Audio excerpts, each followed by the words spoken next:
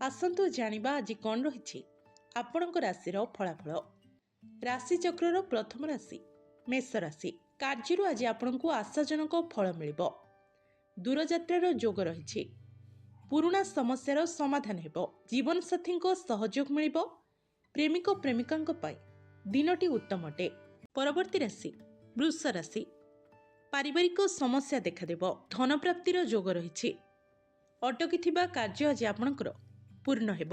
ଆୟ କମ୍ ହେବ ଏବଂ ଖର୍ଚ୍ଚ ବଢ଼ିବ। ପ୍ରେମ ସମ୍ପର୍କ ସୁଖମୟ ହେବ। ରାଶିଚକ୍ରର ତୃତୀୟ ରାଶି ମିଥୁନ ରାଶି।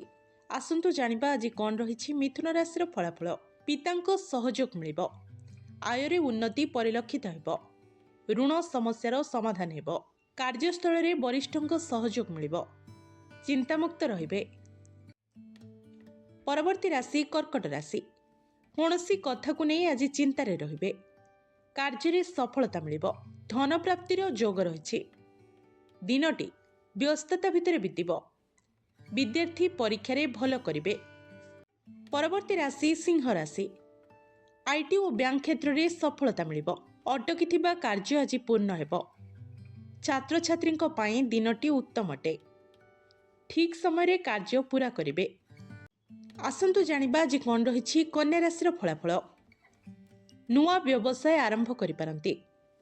ଧନ ଆଗମନର ଯୋଗ ରହିଛି। କାର୍ଯ୍ୟରେ ମନ ଲାଗିବ ନାହିଁ। ବିଦ୍ୟାର୍ଥୀ ପାଠରେ ମନୋନିବେଶ କରିବେ। ଦାମ୍ପତ୍ୟ ଜୀବନ ସୁଖମୟ ହେବ। ପରବର୍ତ୍ତୀ ରାଶି ତୁଳା ରାଶି।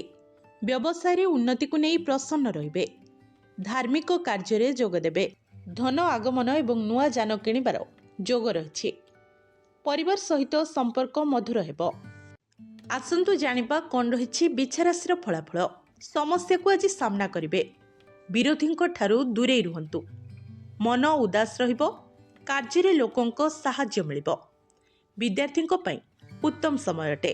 ପରବର୍ତ୍ତୀ ରାଶି ଧନୁ ରାଶି। ସ୍ୱାସ୍ଥ୍ୟରେ ଉନ୍ନତି ପରିଲକ୍ଷିତ ହେବ। କାର୍ଯ୍ୟରେ ପଦୋନ୍ନତି ମିଳିବା ସମ୍ଭାବନା ଅଧିକ। ପୂଜା କାର୍ଯ୍ୟରେ ଆଜି ସମୟ କଟିବ। ଘରେ ସମସ୍ୟା ଦେଖାଦେବ। ପ୍ରେମିକ ପ୍ରେମିକାଙ୍କ ପାଇଁ ଭଲ ଦିନ ଅଟେ। ପରବର୍ତ୍ତୀ ରାଶି ମକର ରାଶି। ମନୋରଞ୍ଜନରେ ସମୟ ବିତିବ। ସାଙ୍ଗସାଥୀଙ୍କ ସହଯୋଗରେ କାର୍ଯ୍ୟ ସଫଳ ହେବ। ଆୟରେ ବୃଦ୍ଧି ହେବ। ମାନସିକ ଦୁଶ୍ଚିନ୍ତାରେ ରହିପାରନ୍ତି।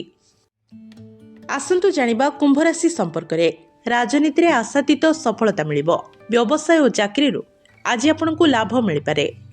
ଗାଈଙ୍କୁ ଖାଇବାକୁ ଦିଅନ୍ତୁ। ପାରିବାରିକ ଜୀବନ ସୁଖମୟ ହେବ। ରାଶିଚକ୍ରର ଶେଷ ରାଶି ମୀନ ରାଶି। ଆସନ୍ତୁ ଜାଣିବା କ'ଣ ରହିଛି ଆଜି ମୀନ ରାଶିର ଫଳାଫଳ। ବାଦ ବିବାଦ ଠାରୁ ଦୂରେଇ ରୁହନ୍ତୁ। ଆୟ କମ୍ ଓ ବ୍ୟୟ ଅଧିକ ହେବ। ଅଯଥା କଥାକୁ ନେଇ ଆଜି ଚିନ୍ତାରେ ରହିବେ। ନୂଆ କାର୍ଯ୍ୟରେ ପରିବାର ଲୋକଙ୍କ ଆଜି ସହଯୋଗ ମିଳିବ।